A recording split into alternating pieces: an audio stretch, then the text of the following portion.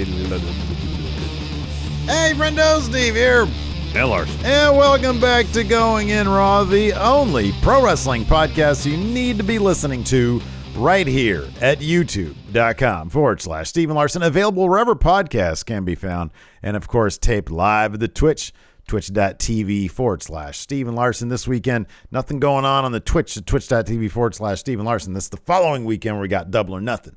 But Correct. This coming weekend, I am going to be in the Los Angeles area, and the Enforcer and I are going to LA Fights at the Ukrainian Cultural Center, May 21st. That's this coming Saturday, 2 p.m. Pacific. So come out, hang out with us. It's always a fun, like they broadcast these like for free on YouTube. And it's they're related to, in a business sense, GCW.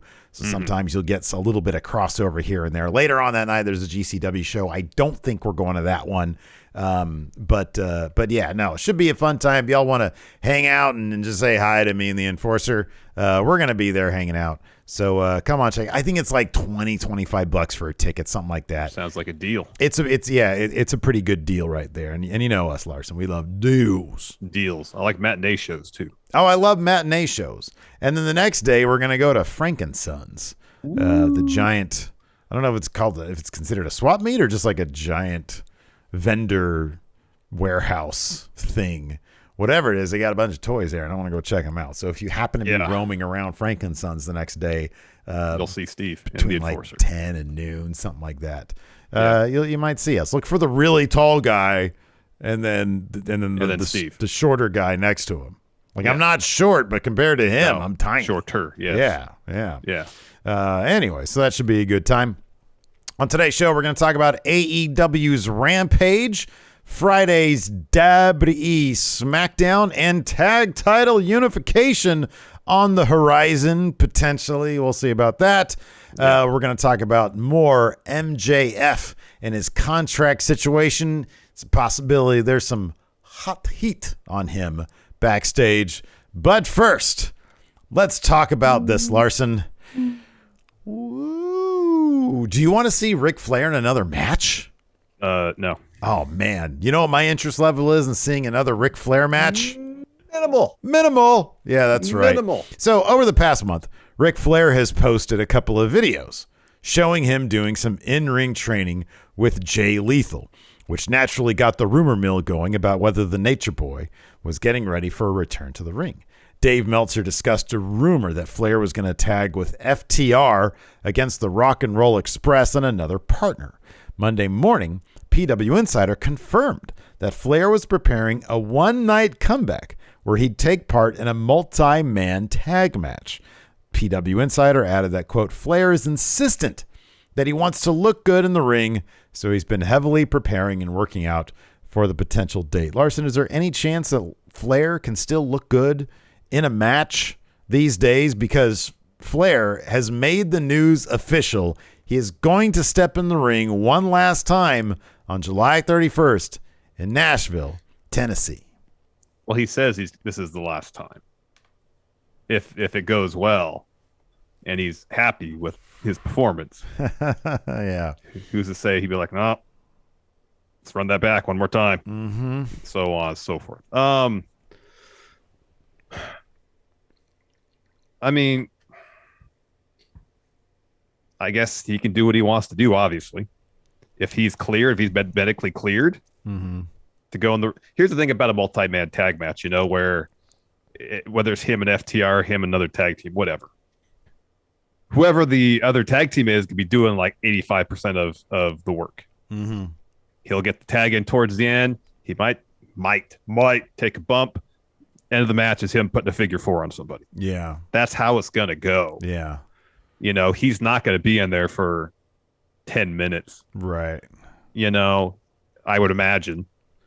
I could be wrong. Don't know for sure, but I'd imagine that's how it'd go. Again, like he's just a few years removed from having some really serious health issues. Yeah, dude, that's what really gives me like pause about it. Like nobody needs a Randy the Ram situation. Yeah, it's kind of scary. Like, look, it is. You go back and you look during the Attitude Era, you had like Mae Young and Moolah doing crazy shit, and they were like super. I think they were older than Flair is now at the time. They were old doing that stuff. They were taking like power bombs through tables from the Dudley Boys and shit like that. But what you said is absolutely true. If he hadn't gone through such scary health things, and I know that like science and medicine are like super advanced these days, and like if his doctors have cleared him and said, hey, this is a good idea, you could totally do this, go ahead and have at it. I guess that, then who am I to say exactly? No, exactly. Nobody's gonna listen to me anyways. But I mean, I don't know, man. We saw a couple of killer matches, or at least one killer match at Triple Mania with a couple of near septuagenarians. So I don't know. Like you said, it's a tag match. I don't know if he wants to look good. Maybe we'll see 10 minutes of Ric Flair, man. I don't know. Maybe he'll do the full. He'll do the greatest hits. He'll do the spot off the top rope where he gets launched off. Do a Flair flop. We'll get a Fargo strut.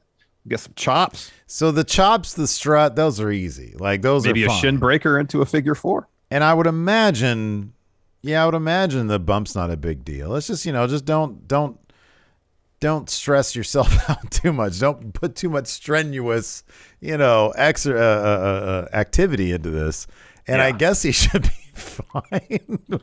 But I don't know. I mean, it has a certain train wreck appeal to it, I suppose. But if they doll it up with the right amount of pageantry and treat it with, some respect, I guess it might not be an absolute disaster. Yeah. So that's good. Do we have any details in terms of like what the promotion is? No, it's going to be at the Nashville Fairgrounds, and they got a ticket link on StarCast. Oh, right. They did this morning, so it seems to be in conjunction with. Oh, that's so. I was listening to StarCast.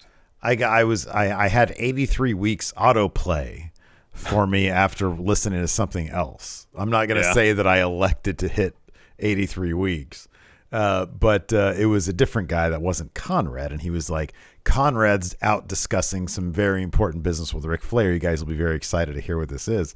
Now I just put two and two together. That's the big Conrad news right there. Yeah. So, Jorge here in chat says Ric Flair's going to do a Phoenix splash. Oh, gosh. Oh, man. You know what really bums me out, though? I read the portion of Ric Flair's autobiography when he talked about getting the call from Vince that you're going to retire on Monday. Mm-hmm. I can't stand that aspect of WWE. They do plenty of business things, and I'm like, I'm not into that. But that's one that really bugs the shit out of me for them to say, hey, guess what? You're going to retire. Yeah. It's like, what? Yeah. That shouldn't be Vince's decision. Right? 11 years since he's had a match. 11 years. 11 years. He was old a while. Then. He was old then. Yeah. So yeah, we'll see. Hopefully he's safe, and hopefully he's good.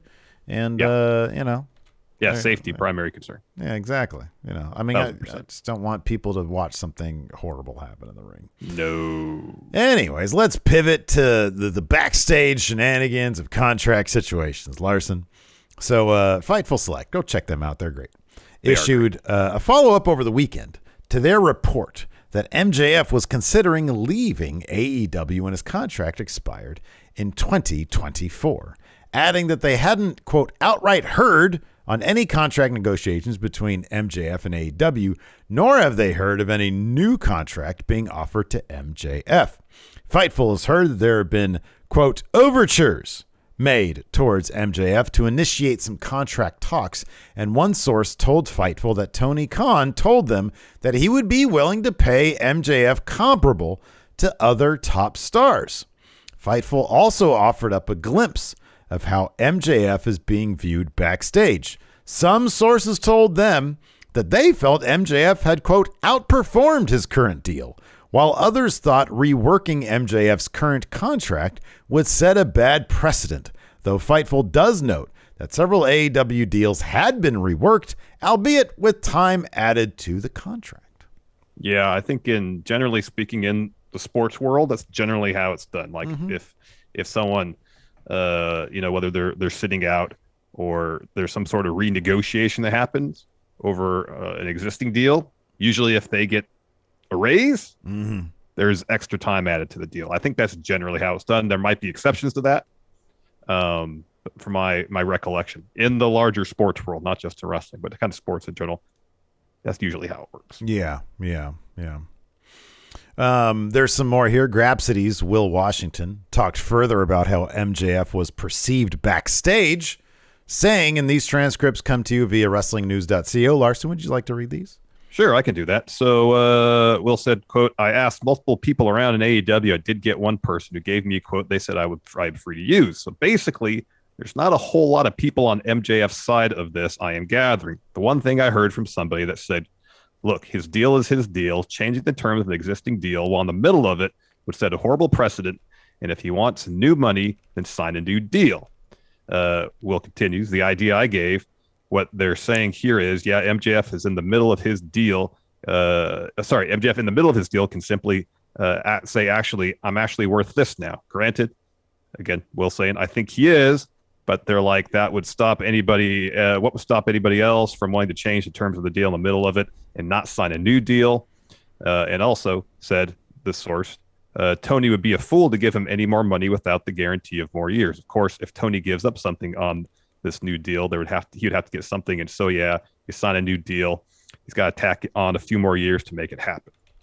He says, and it sounds like he still wants his free agency in 2024. You know, if MJF thinks that while his value is obviously, and I think it is too, far greater than the deal he signed 3 years ago, which it probably most definitely is. Oh yeah, I mean, I would think by several factors it is. Yeah, yeah. I mean, honestly, let's be clear. And it's funny because I even did, like, this is the most basic stupid thing, but I even went on Google Trends to see what's the difference between CM Punk and MJF, and it's minimal. Yeah, like in terms of search traffic. In terms of search traffic, it's minimal. Yeah. I mean, I the case can definitely be made, and it's a case that I would support that he has outperformed his contract by a long shot. Like, I don't. The funny, Tim Preston here in chat says he's on $60,000 a year. Now, I would highly doubt that. I know Tim's just joking here, but it's probably not that far off because it was a brand new thing. And like, I'm sorry, but like wrestlers, especially the pillars, none of the pillars were going to be making $1 million a year or even $500,000 a year or even probably close not. to that, to be honest with you. I would be surprised. I would be actually kind of shocked if any of the pillars made more than $200,000 a year on their base deal. I would be shocked. Yeah, I would be surprised too. You know, and as great as MJF probably thinks his value is now, in 2 years it could be even higher. 60,000. 60,000. I don't know why that figure specifically makes me laugh so much. So if he thinks he can get more money if he waits 2 years rather than signing an extension now for more money, then that makes sense for him from a business perspective to do that. It's not like he wrestles a lot. I mean, the one thing is, look, he's young. You always have to be concerned about injury. I mean, that's why athletes, obviously, across the world of sports, want that money now. Because tomorrow you can get injured. Any freak accident, you could be training and you can get injured. And this dude, he gives it his all. When the pay-per-views come around, granted, there's only 4 a year, but when the pay-per-views come around or the big themed event episodes where he gives it his all. He gives it his the blood and guts. He gave it his the Darby Allin match. Oh my god. Yeah, the dog collar match. Yeah, dog collar match. Totally. So he gives it his all. As far as the Will Washington source, man, you need to stay out of it. I'm sorry, man. You need to sit back and hopefully, you know what? Because here's the thing: if MJF reworks his deal, if he gets the leverage to do that, guess what? Then you need to step up, Mr. Source at AEW, and you need to find that leverage too. You need to start outperforming your deal, and then you can get the MJF money. And I'm not talking about the $60,000 a year that he's making right now. Could you imagine if he's making $60,000? And on top of that, he's a bad guy, so theoretically, like, his merch doesn't sell that great. Although he's got not a ton, but he's got several shirts. I would not be surprised if his shirts sell all right. They probably do pretty. Yeah, he's the heel that everybody wants to. Yeah, you see all those scarves out there and shit. I think so. But yeah, man, I don't know. Look, the hater's gonna hate. You got people back there. Most people are on not on MJF. Listen, you need to stay out of his business. That's his business what he makes, and that's his business what his contract negotiations are. But and the thing is, the more money he makes, then that's potentially more money other people can step up then make. That is true. If amongst the pillars, if he's the first one to sign a new deal and they get a new TV deal that's worth a ton more money, guess what?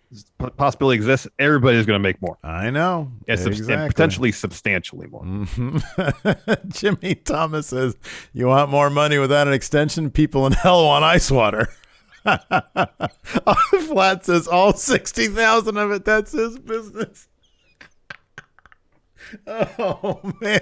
Yeah, for that scarf of his, he had to pay an entire 2-week salary. Oh gosh!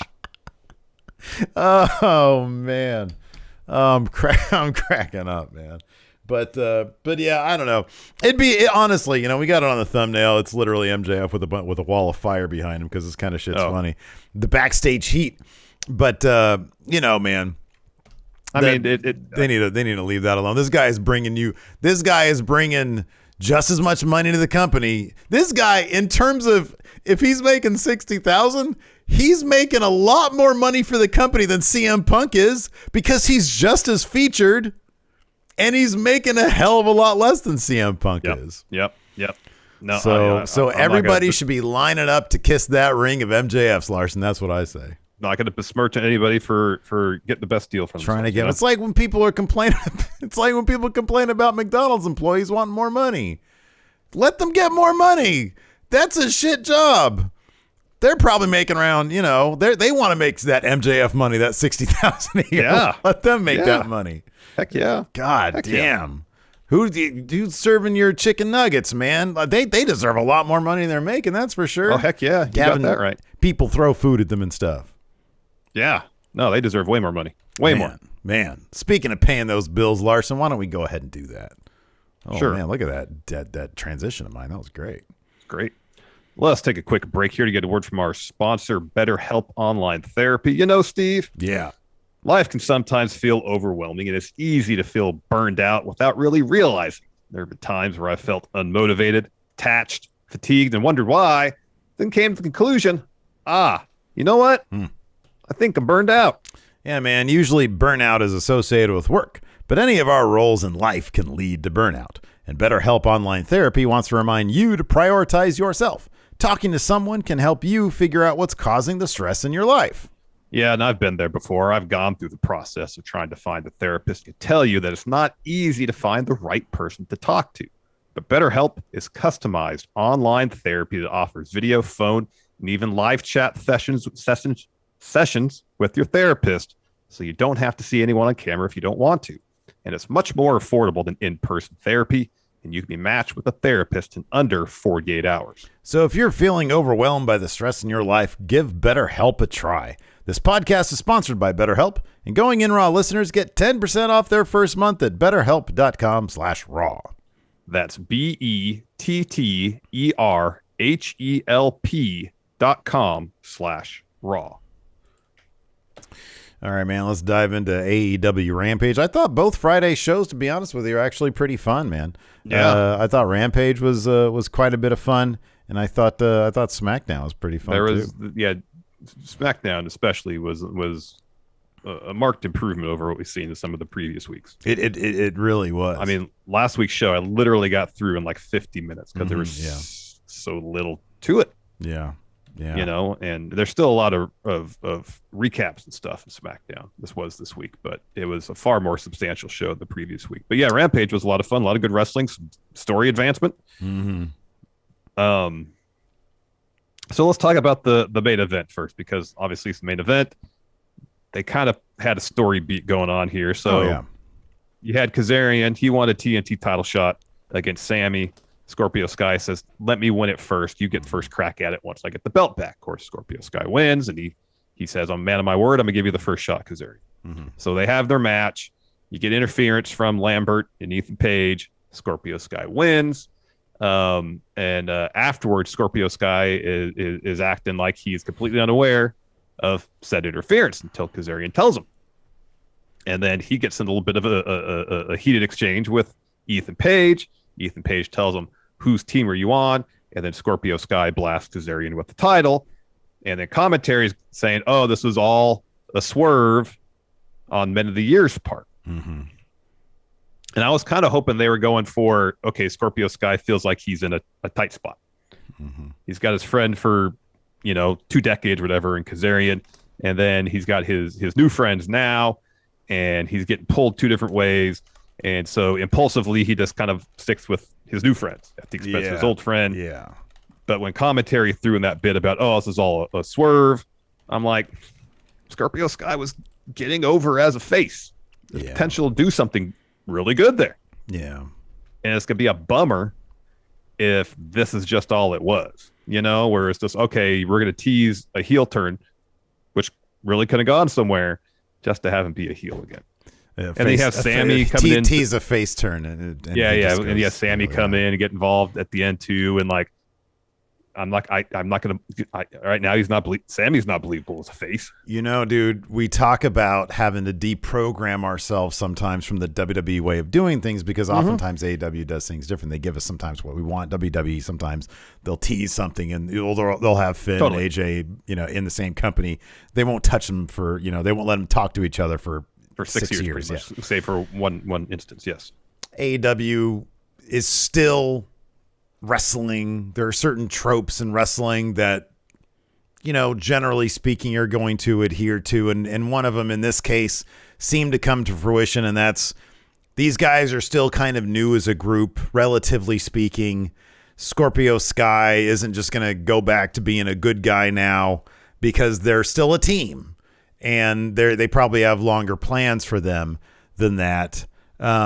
Yeah, I know. I felt the same way. I thought there was probably some more interesting stories they could tell with Sky being, sort of a guy looking to bring more respect to his title. The Sammy thing is kind of interesting because I'll be honest, as far as Sammy Guevara is concerned, number one, that jacket he wears is awesome. It is a great jacket. It's a really cool looking jacket.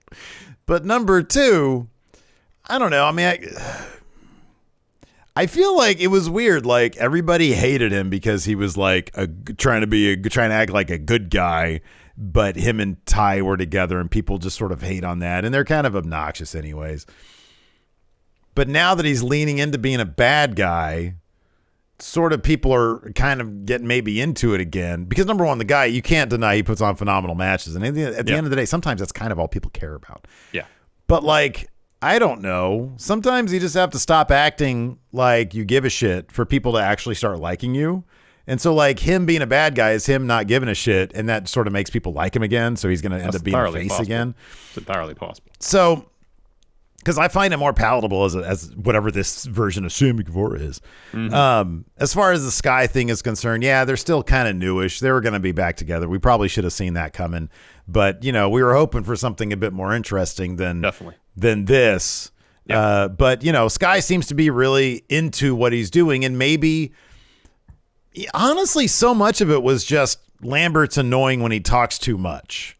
And they have been Paige has been talking a lot more. Sky's been talking a lot more. He has, yeah. And maybe that balance will be better and they'll be more palatable as a group. I use that word twice now.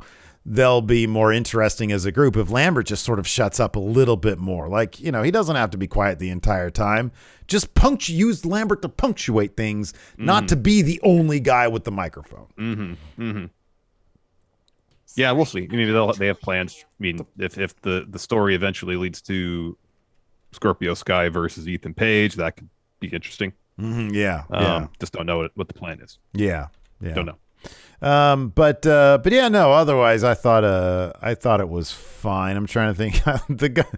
I didn't realize that the Gun Club and the Acclaim together would be something that would tickle me so much. Yeah. I thought that little segment with them was hilarious, with Billy Gunn shouting down everything his sons say and loving everything the Acclaimed say, even though it's like no different. It's like just their stuff that they're into. Oh, yeah. It's like he's hearing it all for the first time again, Right. And his sons are just trying to recycle DX stuff. Yeah. I don't know. I thought it was pretty funny. I thought that was pretty good. Yeah, I mean, otherwise that was a relatively big story beat at the end there. It kicked off with Death Triangle versus Butcher, Blade, and Mark Quinn. Of course, these guys are, whenever there's a feud, you wheel out these guys to take some losses here. Yeah. But a lot of fun stuff going on here. We got Pac hitting Mark Quinn with a black arrow to get the win here after Lucha Bros take out Butcher and Blade with some suicide dives. Of course, Death Triangle currently there in a thing with the House of Black. So lights go down, they come back up.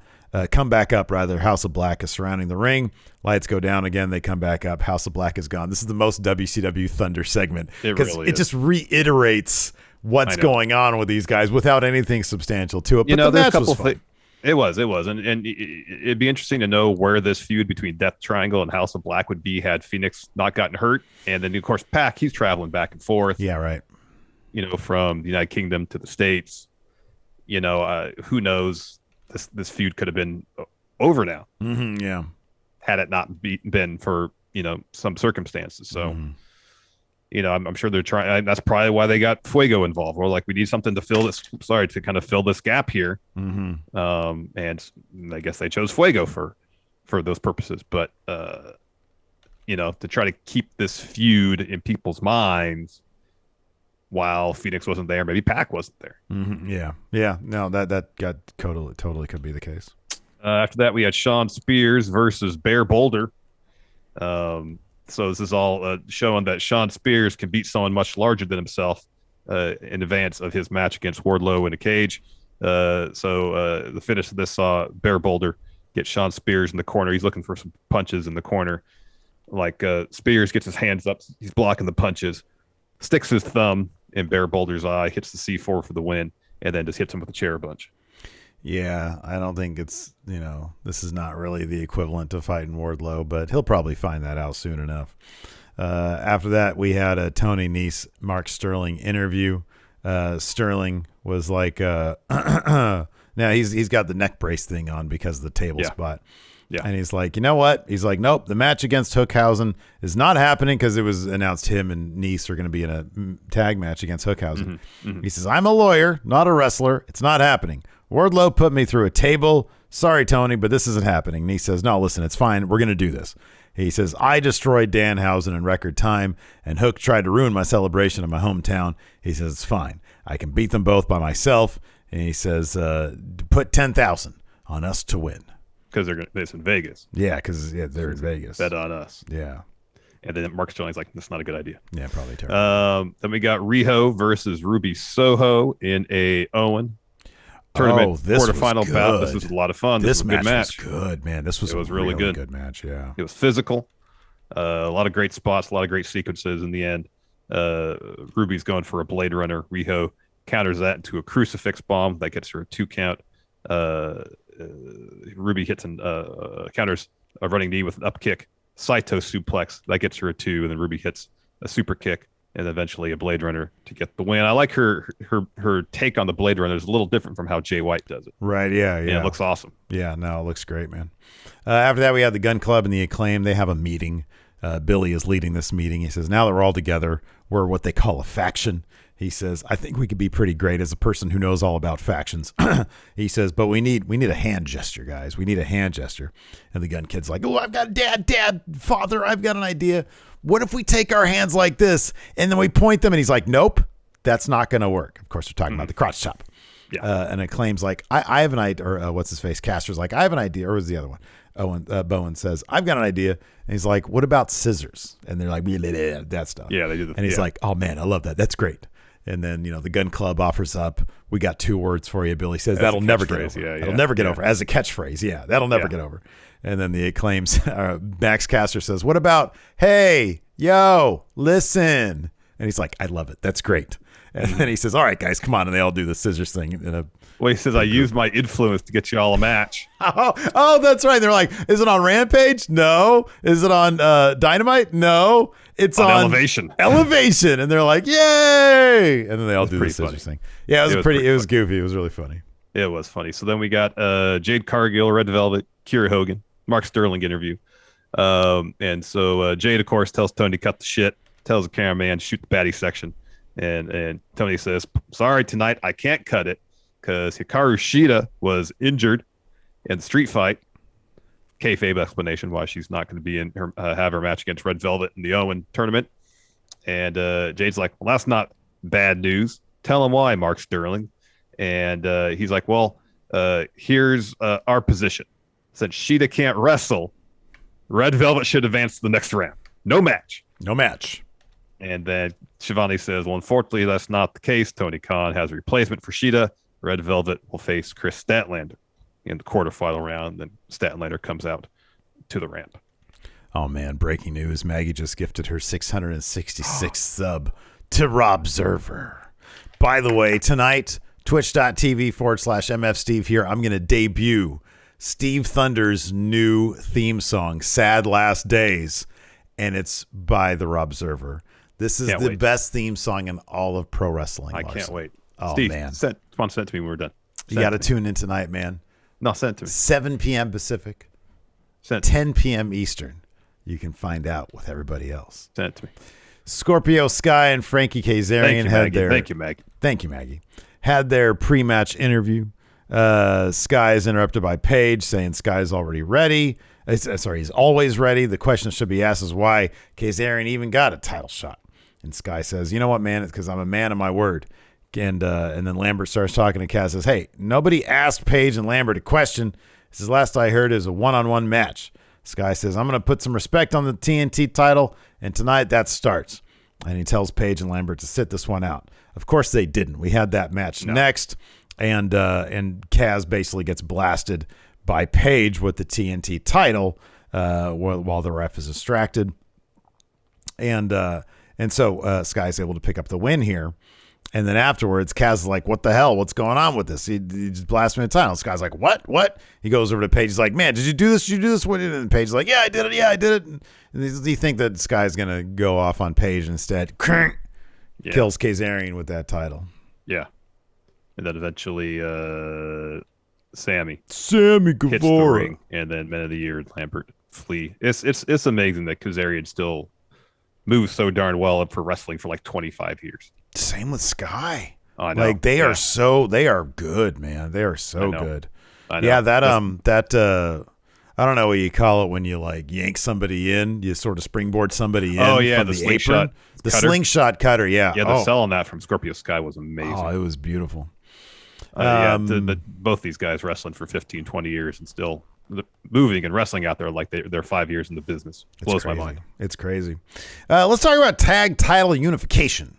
Sure. So this is going down now, thanks to a segment on SmackDown where it was brought up. Well, the match is going down. The match is happening. Goes down on SmackDown. Right, exactly. So the match is happening on SmackDown this coming Friday. Yes. What are the odds that we're actually going to get tag team unification, or is this going to be inside Hell in a Cell, which I think would be probably more appropriate given that this is the top feud right now in WWE? So on SmackDown, it's 2% botched that a unification happens. Yeah. It'll be a situation where it looks like RK Bro is going to win. Roman comes out, DQ. Now the question is, then you'd think, okay, well, you set something up. You got to follow through on it. RK Bro wants to unify those titles. Apparently, the Usos do too. Roman is the one who instigated this whole thing, telling the Usos to do it. So it seems like he wants to do it. He even mentioned that again on Friday. Yeah. Everything's there to have some sort of unification. Will it happen? I don't know. I don't know if we're ever going to see these titles unified. In fact, I would be fairly surprised I would be kind of surprised if it ever actually happened. Last I heard, I think Meltzer mentioned last week that they have no plans to unify the belts. Of course, things can change. Sometimes Meltzer doesn't get the best information too. Yeah, all of that is true. All of that is it's all possibilities. It's entirely possible they still don't know what they want to do. Again, entirely possible. It's possible they have concrete plans. It's possible these plans include teasing unification and not doing it. It's entirely possible these plans include, wonking a finish on cable TV so that you can build to a pay-per-view for a hot match where unification actually happens. Yeah. Those are all possibilities, and I don't have an answer as to which one I think is more likely. Yeah, I don't know either. Well, I'll put it this way. We get to this one point in real quick. So right now, Roman's not advertised for Hell in a Cell. Yeah. Apparently. He got pulled from the poster.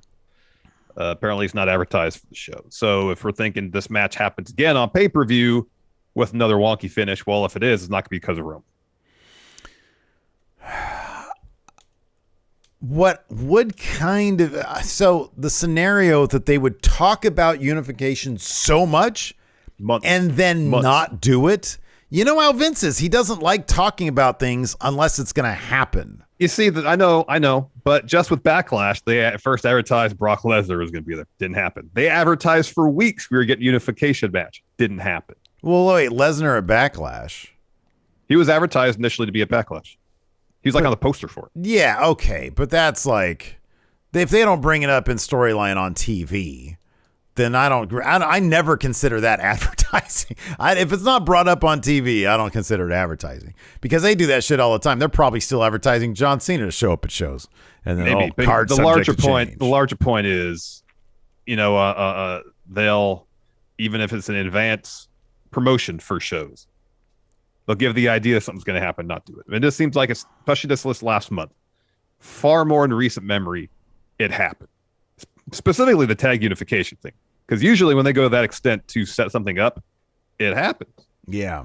For the reason you mentioned. Because Vince has a history of if he says something's going to happen, he wants to deliver on it. Mm-hmm.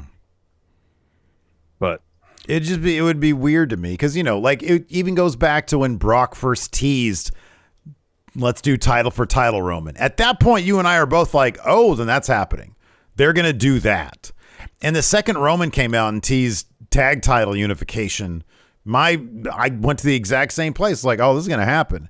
And the idea that if Meltzer was correct in saying that the tag title unification of Backlash was planned to be advertised for Backlash, and then the plan was to pull that and change it to a 6-man, they might just be trying to build this so that it's a big deal. And I can't think of a bigger deal besides doing it at like a stadium show like Money in the Bank, but having it be the cornerstone of Hell in a Cell. I could be completely wrong about that.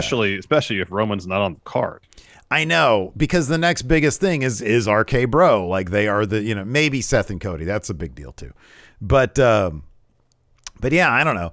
I could see this being at Hell in a Cell. I am doubtful that it's actually we're going to get tag title unification. I think you're right. I think the Usos are going to be on the verge of losing, and then Roman's going to come out and make sure that they, it gets it gets DQ'd.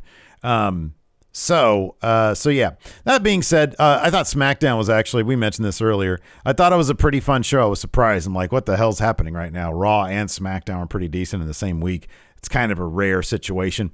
I thought specifically Ronda Rousey with the title, at least week 1, was, for the third time I'm using it in this episode, palatable. I thought because all she had to do was come out, get on the mic, say, open challenge time, and then you got Raquel Rodriguez coming out, and they had a pretty good match. I thought that it was a good matchup. It was a good showing for Raquel. Like, she dominated 90% of the bout. Mm-hmm. It was a really good showing for her. Ronda was able to eke out, what was it, like a tap-out win. Roll up. Oh, yeah. So, yeah, it wasn't even a tap-out. It was a roll-up. Make her look pretty good there. Backwards. And no, I mean, just as far as week 1, I can't speak to any feuds that she's going to be in when she has to talk a lot more. That's probably where it's going to fall apart. But week 1, I thought this was pretty entertaining for Ronda Rousey, man. Yeah, as you mentioned, palatable. I think that's the word because, it was basically she talked a little trash about Charlotte. I'm champ now, open challenge. And that was it. Mm-hmm. It took 2 minutes, 2.5 minutes. Yeah. And that's fine. It's when there's these extended promo or interview segments that is too much. They can't get too ambitious with her on the mic. They really can't. It falls apart and turns into a snooze. And I always like this when they do the open challenge stuff, and we learn a little bit about the inner workings of how answering the open challenge works. So I love when they do that. Ronda and Raquel had their match. We go backstage, and Shotzi is asking Adam Pearce, like, I it should have been me. Yeah. I should have been out there. That was supposed to be my title shot. Raquel pushed me out of the way. She got out there first. I want a title shot. Then Leah steps in and is like, you locked me in the locker room to keep me from answering the challenge. And they just kind of argue. So you assume that's going to set something up at some point. But anytime, because I remember for a number, I feel like years, you're like, what is the mechanics backstage of people answering the open challenge? Is it literally just whoever sprints through that curtain first? Yeah, we've had little hints here and there. Yep. When they've done this before. Is it a mad scramble backstage and just whoever, gets out there, sprints, gets to that curtain first, gets it? I think didn't they do that once where like you see somebody come out and then somebody and like Sammy sprints past him or Sammy was doing somebody sprints past him or something like that. Kevin O, I forgot what it was. But I always love when they give us a little glimpse of what happens in kayfabe off camera. I love that kind of shit. Me too. Another pretty big development here. The feud between Madcap Moss and Baron Corbin, Happy Corbin, has been kicked up a notch. Corbin put a chair around Madcap's neck and then crushed it with the Andre trophy, which Michael Cole said was 100 pounds or more. So Madcap Moss probably being written off at least for a week or two, you would think. You would think so. This seems like a pretty significant in-universe, in kayfabe injury. But, sometimes that could be a month. Sometimes it could be like a week. So who knows? Yeah, who knows? I guess we can jump right into it. The show opened up with an RK Bro promo. Orton's talking about how he and Riddle are excited to be there, but they're also sick of chasing the Usos and having their bid for title unification being denied. He says it's obvious Usos don't have the balls to make decisions for themselves. Roman is the one who makes decisions for the bloodline. Riddle says, I got to give Roman props. I thought we had the match won at Backlash till he came in and speared me. He says, but I'm really good at seeing patterns. And I see that every time the Usos can't handle their business, Roman comes in and handles it for him. Partly foreshadowing what's going to happen next week. Orton says, we're sick and tired of that. We demand to become the undisputed tag team champions of the world. And then Orton says, Roman, come out to my ring. Yeah, he's been there for a long time. So instead, Sami Zayn wearing a Bloodline shirt comes out, which if there is a God, he will get us at least one entrance of the Bloodline with Sami Zayn. I was hoping that he would have the shirt and like tape a picture of himself like somewhere on it. Somebody make the WWE.com shop WWE. Just make that. Make that. Oh, make that. Man. So anyway, Sammy comes down. He asks RK Bro. He says, do you understand how things work here on SmackDown? Do you think you can snap your fingers and Roman's just going to come out? As locker room leader, I'm happy to address this situation on Roman's behalf, which immediately you're like, oh, that's a bad idea, Sammy. He says, I think I speak for Roman, the SmackDown locker room, the WWE Universe, when I say nobody wants to see a tag title unification match. RK Bro doesn't want to see it because you'll lose. RK Bro has a good thing going, so I suggest that you take your titles and you go back to Raw and not come back. And Orton asks Sammy if he's Roman's errand boy. Riddle says, I'm going to call Sammy Rusty because your hair is the color of rust. It's a stupid bit. Sammy says, my name's not Rusty. It's Sami Zayn, because the crowd's all giving him shit. Yeah. He says, it's Sami Zayn, the locker room leader. And what I'm about to say is not a threat, but you should really think about how you talk about Roman and the bloodline. The last person who disrespected the bloodline was Nakamura, and I personally handled it. And Orton says, Sammy, you're not, he says, you're not an errand boy. You're actually making decisions for the bloodline. And Sammy says, I don't have an official title. And Orton says, it's cool that you're making calls and getting things done. He says, I'm not out there. What is this? He's not out there running his part. He's a vital part of SmackDown. Oh, yeah. I don't Anyways, he pumps Sammy up. He says, you're a shot caller. Make the match. How about this? Riddle versus Sammy. And if we win, we get our tag title unification match. And Sammy's kind of hesitant. He's like, okay, fine, let's do it. But not tonight. We're not going to do it tonight. Maybe in a week or two. Let me talk to Heyman and Roman. We'll get this all figured out. And Pierce comes out and he's like, no. He says, everyone wants to see this match between you and Riddle. So it's going to happen right now, and then we get that match. I think it was Orton says, you're not just out here running your mouth. I don't know where part came from. Oh, okay. I think because when I was trying to write mouth, I heard him say part. Oh, okay. Behind, No, it was fine. I'm sure people got it. Maybe, I guess so. Anyways, then we had that match, Riddle versus Sami Zayn. This match was a lot of fun. Yeah, no, this dude, man, Riddle and Sammy saying nothing beats Riddle's V trigger out of nowhere at the very end of the episode. But this match, that was great. So and Roman selling it with both pain and annoyance. That was one of my favorite, most unexpected moments. I loved it. This match is terrific. Of course, both these guys are just honest to God, terrific stellar wrestlers. Yeah. So in the end, though, we had Sammy getting hit with a Bro Derek from Riddle for the win. Sammy tried the count out bit like he did with Nakamura. So Nakamura hit him with a haluva kick and got the count out win. This time he rams Riddle into the ring post, throws him into the timekeep area. Riddle beats the 10 count. And eventually hits Bro Derek to get the win. Then we go backstage. Bloodline's watching. And Roman's asks Heyman, why is RK Bro on my show? I already smashed him. They must be desperate. And Jay says, yeah, we whipped them at Backlash. Now they're out here talking trash.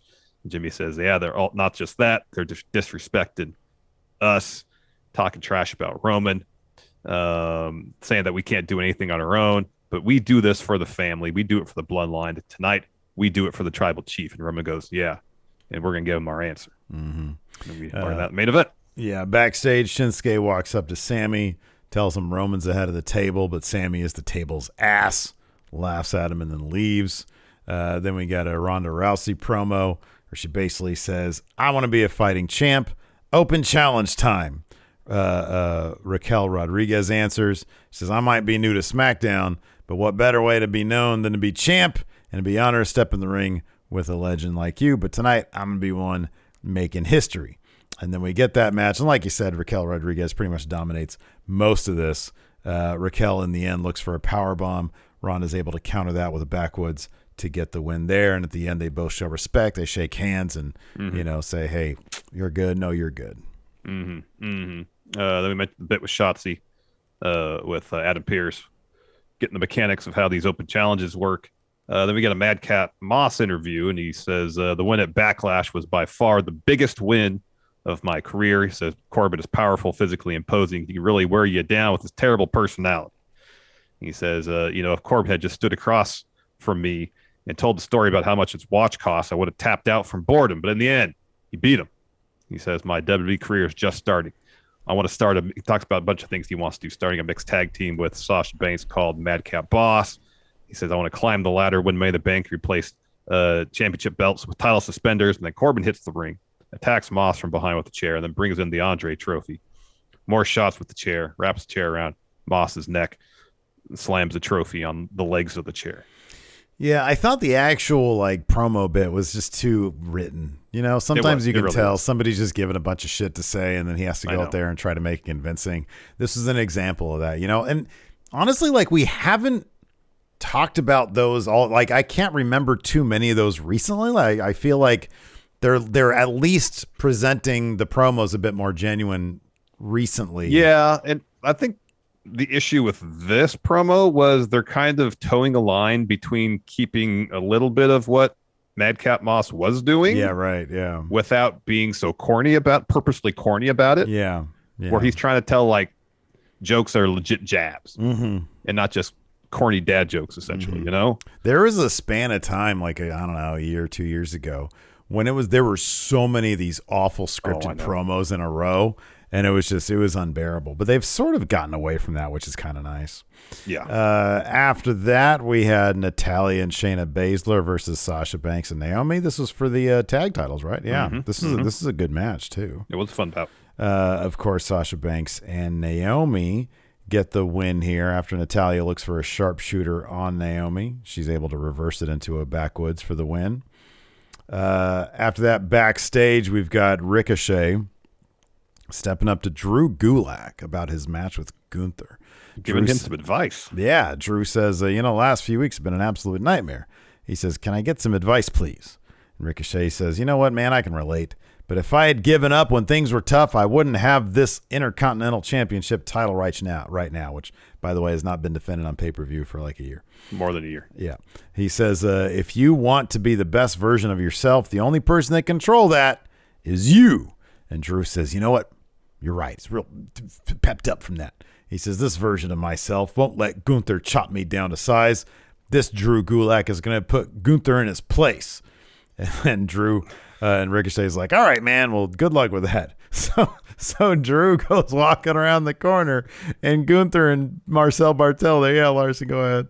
How did Marcel Bartel know anything that Drew just said? It wasn't like it was just around the corner. He had to walk a little bit. It's the Cody gif. Cody's there, so he taught him he teaches people how to do that. So yeah, he goes around the corner, and like you said, it was a little walk here. It's a little bit of a walk, yeah. And Bartel says, "So, exactly what do you want to do to the Ring General?" And then Drew's about to walk away. Walter grabs his shirt, rips it off, and almost chops him through the goddamn door. Yeah. This was fucked up. It was pretty great. He looked like he had internal injuries, man. Yeah. He was sitting there. Yeah. It was a massive chop. Massive. It was pretty awesome. It was great. It was really. I'm not into the name change. At least they're leaning into the chops. They're leaning it, dude. Honestly, like if it wasn't for, this dude ain't gonna beat Roman for anything. He might end up being Ricochet if Ricochet sticks around. If Ricochet gets back into Drew Gulak's orbit, that belt might end up on Gunther. Maybe it'll end up back on pay-per-view. But I don't know, man. Honestly, Gunther will be super over if he just keeps on chopping people. I know. The crowd will love that shit. And they're still chanting Walter, by the way. They haven't forgotten. No. Speaking of name changes, we had Kofi Kingston versus Butch. And by the way, I love Pat McAfee always marking out for Drew Gulak. Mm-hmm. It's like my favorite thing. Oh, it's great. So we had Kofi Kingston versus Butch after this. I understand with the name change comes a complete, I guess, sort of mystification. Like they all of a sudden have never seen or heard of a bitter end, but then they'll reference it at the same time. I know. It's the stupid, like I get, like, is it an intentional, like, wink and a nod to people who do know the name of the move? I don't know. I honestly don't know. Because Butch ended up getting the win here. There was Sheamus and Ridge with the shenanigans and the distractions. It distracted Kofi Kingston. Kofi turns around and eats a bitter end, which is Pete Dunne's finisher. Mm-hmm.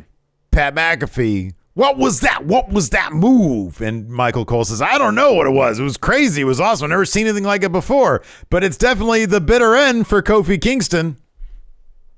I know. Why are you doing this both sides I know. thing? Why are you doing I know. that? I know they assume that no one watches NXT, but if you did watch NXT, you know for a damn fact that Pat McAfee knows exactly what that move is because he's seen it with his own eyes. He was in a faction with them. That's what I'm saying. Yeah, I know. It's silliness. It's absolute silliness. But I guess I don't know. It's the towing of that line that makes the name changes all the more irritating. If you want to bring up to the main roster as complete repackage and you don't even acknowledge what happened in NXT, I don't like it, but all right. Yeah. Clean slate. You start over. You build someone up on the main roster with new name, new gimmick, new everything. Mm-hmm. Fine. Yeah. It's at least consistent. Yeah. But you kind of have it both ways, and it just creates confusion. Okay, is this supposed to be a different person? Is this the same person? Right, yeah. Either keep them as the same person or a completely new person. Don't try to do both. I know. It's like trying to be clever with it just doesn't. It comes off as awkward, and it's a little weird. It is weird. So anyways, Butch hits bitter and he runs away again. He goes up into the crowd and then he goes back around and he comes back and they sort of they celebrate a little bit on the stage. Yeah.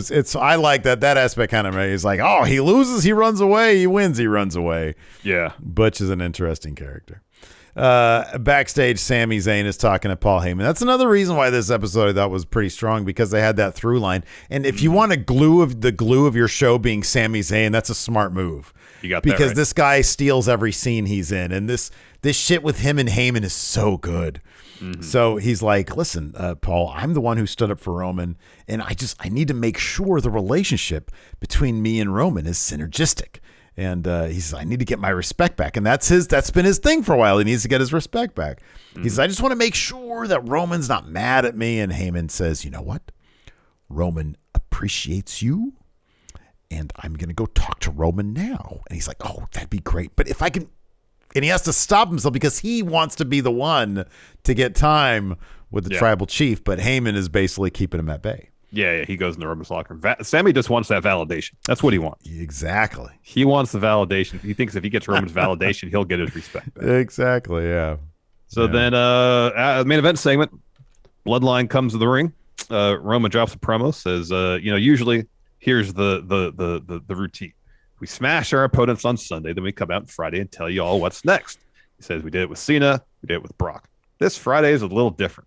Last Sunday, we smashed RK Bro and Drew McIntyre. Now there's nobody next. We smashed them all. Smashed them all. Everyone is terrified of me. The tribal chief is untouchable, but this is where things get interesting. The Usos, they might have somebody next because there's a challenge on the table for them, but the question is, what are they going to do about it? So Roman hands the mic to Jimmy. RK Bro come out. And Orton says, well, yeah, you smashed Cena, but Cena is 10 times the superstar you'll ever be. And Riddle talks this story about how he watches old matches before he goes to bed. He rewatched their match, their loss at Backlash, and got him to think about how this unification match needs to happen. So Orton says, Jimmy and Jay, between the two of you, you have one brain. So I'll explain this real slowly. We want a tag title unification bout, and we're going to take your titles. We're going to combine the titles into one title and call it the Undisputed Tag Team Championships. What do you say? And Jimmy, not a whole lot of hesitation, says, we accept. Mm-hmm. Just not tonight. Yeah. Jay says, next week it's on. Then we're going to be the unified champions. And then Jimmy says, I'm going to have 2 titles on my shoulders. Jay's going to have 2 titles on his shoulders. And Roman, he's going to have 2 titles. So Roman holds up his belts, and Riddle just quick, bang, knee out right of in the face. Nowhere. And RK Bro leave. It was pretty great. Out of nowhere. It's Roman with the jumping knee. And this thing, man, Roman sold it it was like a shotgun blast to the face. It was amazing. Yeah, it was a hell of a way to end SmackDown. I marked out pretty big time for that. We got a Raw tonight. The only thing right now available for the preview is Bobby Lashley versus Amos in a steel cage, which will be something else. I like Bobby Lashley a lot. Oh, I bet Bobby Lashley's great. Amos, I really like Amos's friggin' character, but he's awfully limited in what he could do. Anyways, I agree. Brittany says, give Sammy the IC title for like a week just so he can walk out as part of the bloodline. Oh, that'd be pretty funny. That'd be pretty funny. That would be fantastic. That'd be so good. Let's go ahead and answer some questions. We have a thread up here on the Twitter. On our Friday news show, though, we select our questions from our YouTube community tab. We post a thread there Friday mornings for our Friday show. So be sure you are subbed over there at Going In Raw on the YouTube, and you click on that little notify bell, then you'll get notified when we drop the community tab thread thing. Jason Lewis question here says, Matt Hardy tweeted out a picture of him and Jeff with Steve Blackman over the weekend, and he still looks great. He looked amazing. Oh, really? I didn't see that. Yeah. That's awesome. What Attitude Era mid-carder would you like to make an appearance in a Royal Rumble? Dan Severn. Oh, great answer. Dan Severn. Hell yeah. Yeah. B-Man, Patrick Sparks, what wrestler would you want to write a book with? Oh my God, he looks amazing. Yeah, he does. He looks like he hasn't, except for the gray in his hair, he hasn't aged a day. He's in a phenomenal shape. He really is. That's awesome, man. I want to write a book, whether it be like a fan's compendium or fan fiction, Seinfeld with Big E. Oh, that's good. Okay, I like that. I'd like to write. Oh, easy. A Star Trek book with Cody. That's totally easy. Yeah. Yep. Man, that Strange New Worlds. Holy shit, it's good. It is really flipping good, man. Oh gosh, it's the Captain Pike one, right? Yeah. Yeah, and it's episodic. It's sort of like Adventure of the Week type thing. But because you remember, what happened to Pike, right, in the original series? Yeah. Well, they're doing that. That's still a thing. But during his time on the Discovery show, he saw a vision of that happening. And so in Strange New Worlds, the overarching story is he's coming to grips with the fact that he knows in a decade he's going to be that mess. He's going to be in that situation.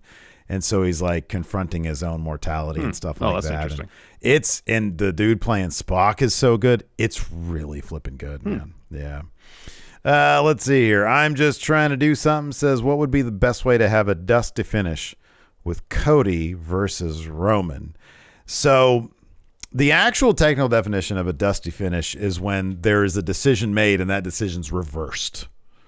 So where the good guy initially wins, but in the end they reverse it, so the bad guy retains. Yeah. So Cody would basically pin Roman Reigns, and then Reigns would use, either the wise man or whatever to get that decision reversed, and that would just kill a crowd. That would crush. Unless they had Cody come back at another bigger pay-per-view and actually win it. That would have to be the thing. Sort of it's kind of what they do sometimes with Money in the Bank. Like when Daniel Bryan beat, what was it, Cena? Was it Cena for the title, and then Randy Orton cashed in on him? That was heartbreaking. That was like, oh, I know. I mean, I would not be surprised because they have the Madison Square Garden show in late June. If they do Roman versus Cody, and Cody wins by count out or something, just like his dad did. Mm-hmm. And then you can say, well, Roman. So either then he goes on and wins Money in the Bank, or he says, Roman, I beat you by count out. I want another shot. Yeah, that could be. Let's see here. This is a good one. White Brownie says, if you guys were to debut for New Japan Pro Wrestling and they asked you for a vignette, what would be your vignette and tagline? So us as a tag team? Yeah. Let's say it's that. Us as a tag team.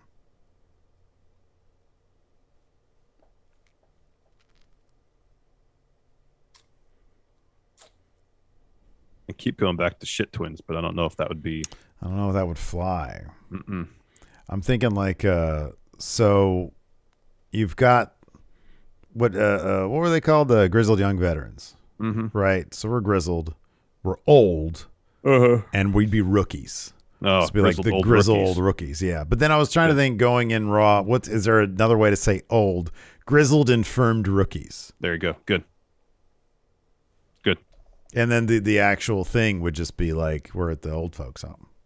That would be the vignette. We're like not super old, but we're in the old folks home. So we're like cheating at whatever games they're playing. Oh, yeah. Stealing Jell-O. Good. Jeremiah Price, name a wrestler who has been a mainstay at a company, and what company would you like them to see have a run in? For example, Randall Keith Orton in New Japan Pro Wrestling. I think that'd be terrific. I'd love to see Orton in New Japan. I think a lot of people would, but sadly, that's one of those things that's never going to happen. Nope. I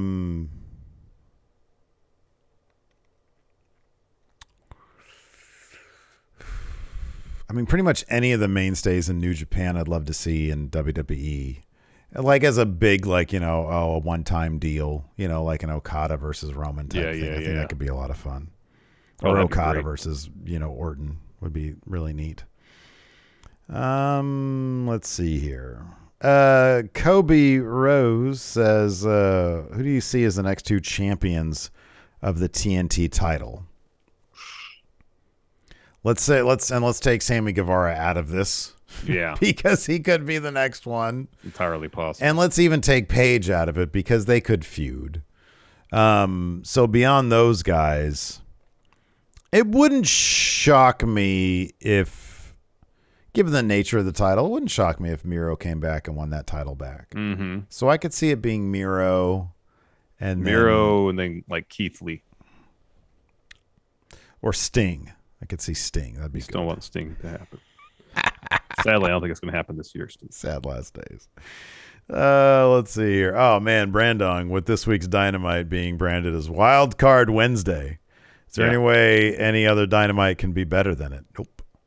No. The greatest Dynamite in history because it's the Wild Card Wednesday. Wild Card.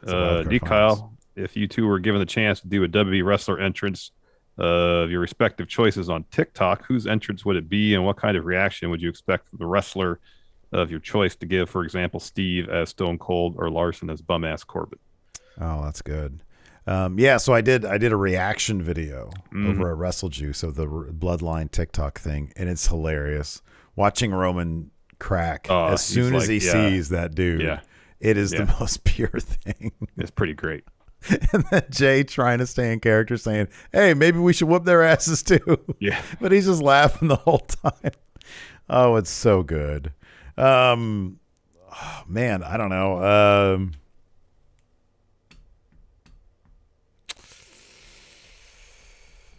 Whose entrance?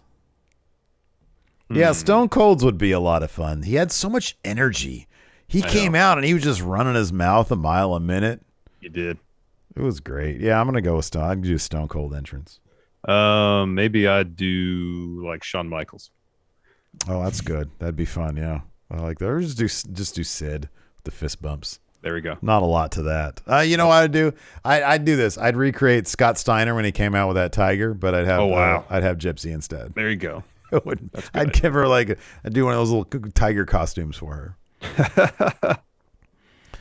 Greg Morris, which is worse, the 2000 WCW days or the Hogan Bischoff era of TNA?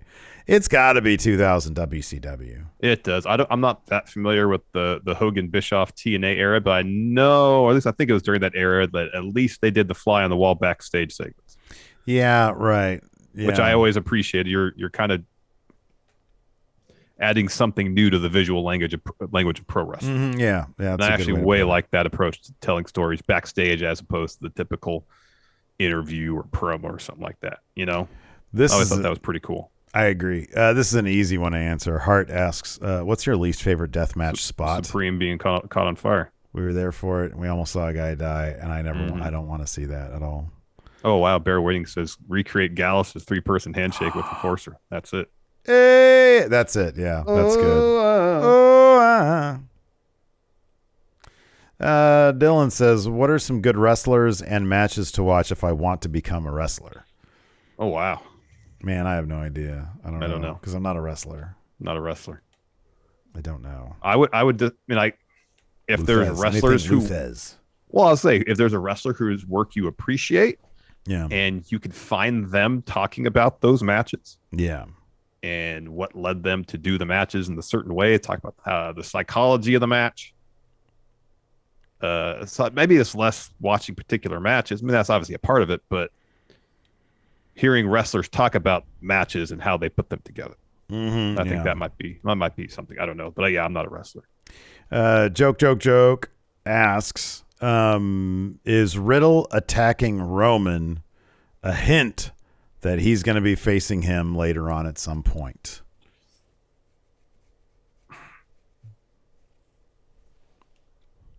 I would say probably not an overt hint. I mean, it might happen. I don't think this is them telegraphing it. I think it's more continuing the story as we've seen in the last few weeks of Riddle adopting more of Orton's tendencies. Right, more aggressive, more focused. Yeah. And leading to success, you know? Yeah. I mean, for the longest time, it was always, granted, it still was a Backlash. If RK Bro lost, it was always Riddle being isolated and taking that L. We've seen him actually get the win more so than the past in these tag matches they've been having. Yep, I agree. All right, everybody. Thanks so much for tuning in. We appreciate it. Twitch chat, stick around. We're going to raid somebody. Tonight, me and the Enforcer are going to be doing something, I think, on my Twitch, twitch.tv/MFSteve here. Check that out tomorrow, of course, at noon Pacific, 3 Eastern. We'll be live right here at the Twitch for our Raw review. Thanks, everybody, for tuning in. Until next time, we'll talk to you later. Goodbye.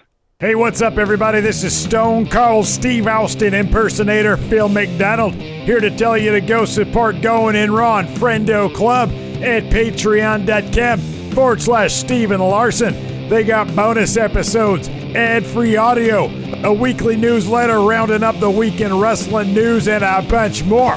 Patreon.com/Steven Larson. Go support or get hit with a stunner.